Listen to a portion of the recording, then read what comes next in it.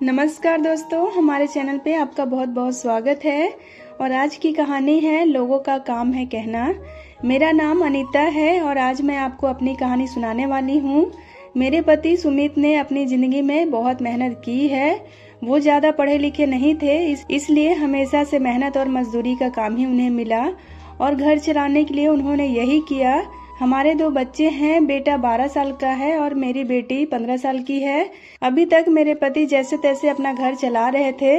इस उम्र में आज भी हम वही हैं। अगर काम नहीं करेंगे तो खाने को नहीं मिलेगा और घर भी नहीं चल पाएगा।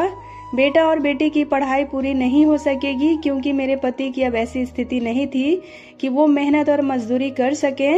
उनसे अब यह काम होता भी नहीं था। और अब हम क्या करें, कैसे अपनी जिंदगी को आगे बढ़ाएं, कैसे कमाएं, मुझे और मेरे पति को यही चिंता खाए जा रही थी। फिर मुझे एक दिन यह ख्याल आया कि क्यों न हम एक छोटा सा होटल खोल लें। शहर के बाहर जहां से वाहन और गाड़ियां आती है वहां टीन का छोटा सा छपरा बनाकर चाय और खाने का एक छोटा सा होटल खोल सकते हैं।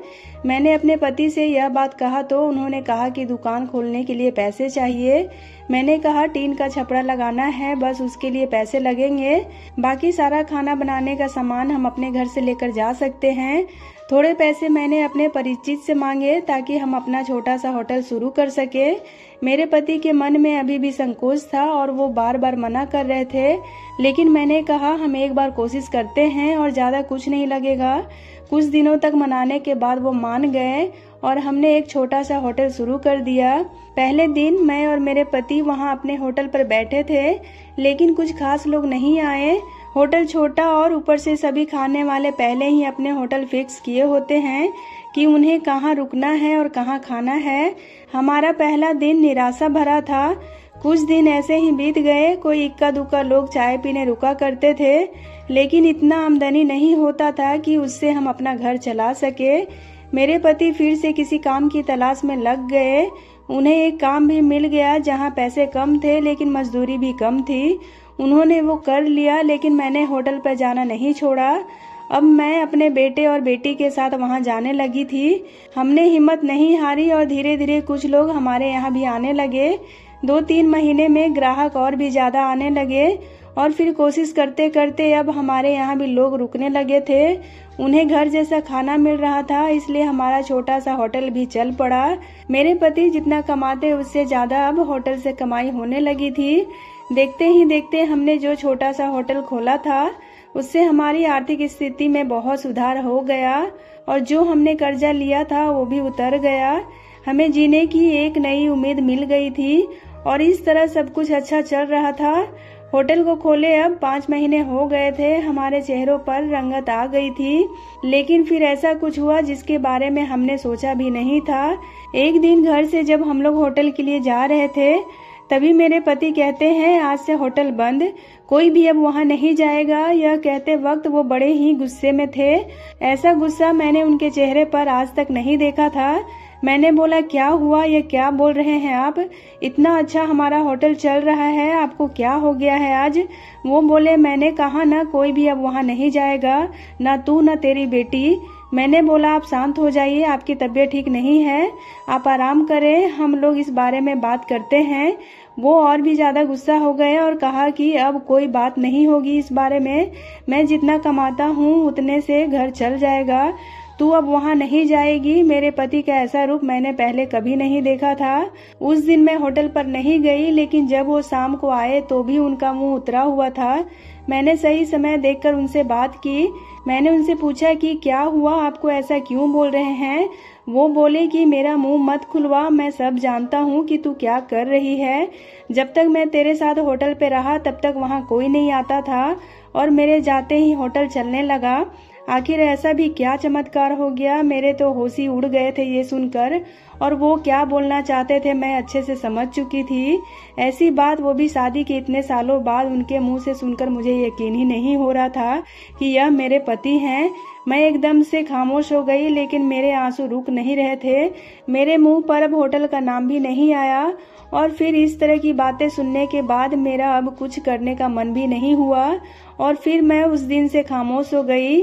अब कुछ करने को और कहने को बचा भी नहीं था। मैंने सोचा था कि उनको कोई सफाई नहीं दूंगी, वो अपना काम करते रहे, लेकिन उनकी कमाई कम थी, उससे अच्छे से गुजारा नहीं हो पाता था। कुछ ही दिनों में जो भी पैसा जमा किया था वो भी खत्म हो चुका था और करीब 2-3 महीनों बाद ही उनकी तबीयत भी खराब हो गई और वो बिस्तर पर आ गए और वो काम भी नहीं कर पा रहे थे। मैं जैसे तैसे उन्हें संभाल रही थी। घर में जब पैसा खत्म होने लगा तो कर्जा लेने की नौबत फिर से आ गई थी। मैं चाहती थी कि कहीं किसी के घर जाकर खाना बनाने या बर्तन धोने का काम करने लगूं, लेकिन उनकी तबीयत खराब थी और मैं नहीं चाहती थी मेरी किसी भी बात के कारण वो फिर उसी तरह की बातें करें। एक दिन वो बिस्तर पर थे और मैं उनके लिए खाना बना रही थी, तभी उन्होंने मुझे बुलाया और बोले, मैं जानता हूँ कि उस दिन की बात तुम्हें बहुत परेशान कर रही है, लेकिन तुम्हें लग रहा होगा कि इतनी बड़ी बात मैं तुम्हें कैसे बोल सकता हूँ। लेकिन वो शब्द और बातें मेरी नहीं थी, बल्कि मेरे कानों में ऐसी बात आई थी क्योंकि हमारे अपने ही रिश्तेदारों में ऐसी बातें हो रही थी कि मैं अपनी बीवी और बेटी को अकेले वहाँ छोड़ दिया हूँ और उन्हें देखकर ही लोग वहाँ रुकते हैं, जिसकी वजह से कमाई हो रही है और इस तरह की बातें मैं बर्दाश्त नहीं कर सकता।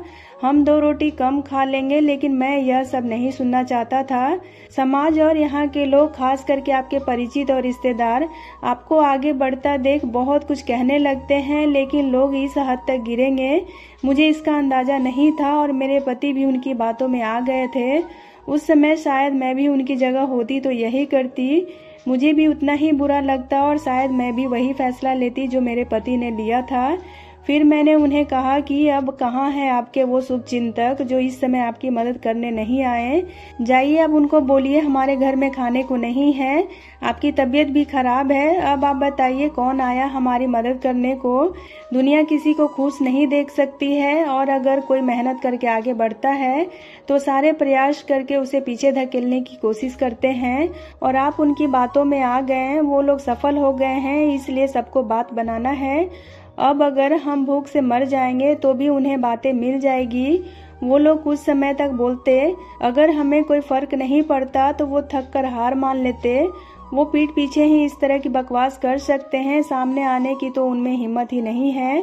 और फिर उस दिन से मेरे पति की आंखें खुल गई और उन्होंने कहा कि तुम सच बोल रही हो, मैं ही पागल था जो लोगों को सफाई देने और उनके आगे अच्छा बनने में अपना नुकसान करा लिया। जब हम गलत नहीं हैं तो हमें सफाई क्यों देना, क्यों डरना। मुझे माफ कर दो, अब आगे से मैं ऐसी गलती नहीं करूँगा और हमें बदलने की नहीं बल्कि उन्हें बदलना होगा, अपनी सोच को। और अगर नहीं बदले तो हमें क्या, हमें अपने कर्म करते रहना चाहिए। फिर मेरे पति बोले कि क्या हम फिर से कुछ कर सकते हैं, तो मैंने कहा कभी भी देर नहीं होती, हम अब भी कर सकते हैं। मेरे पति बोले, मैं भी अब तुम्हारा साथ दूंगा अगर तुम चाहो तो। मैंने कहा हाँ क्यों नहीं, और हमने फिर एक बार कोशिश की। थोड़ी मुश्किल हुई, लेकिन धीरे धीरे हमारी गाड़ी फिर पटरी पर आ गई। तो दोस्तों, उम्मीद करती हूँ आपको आज की ये कहानी काफ़ी पसंद आई होगी। तो अगर आपको कहानी पसंद आए तो वीडियो को लाइक और चैनल को सब्सक्राइब करना बिल्कुल भी ना भूलें और हो सके तो इसे अपने फैमिली एंड फ्रेंड्स के साथ शेयर भी करें। वीडियो में अंत तक बने रहने के लिए आपका बहुत बहुत धन्यवाद।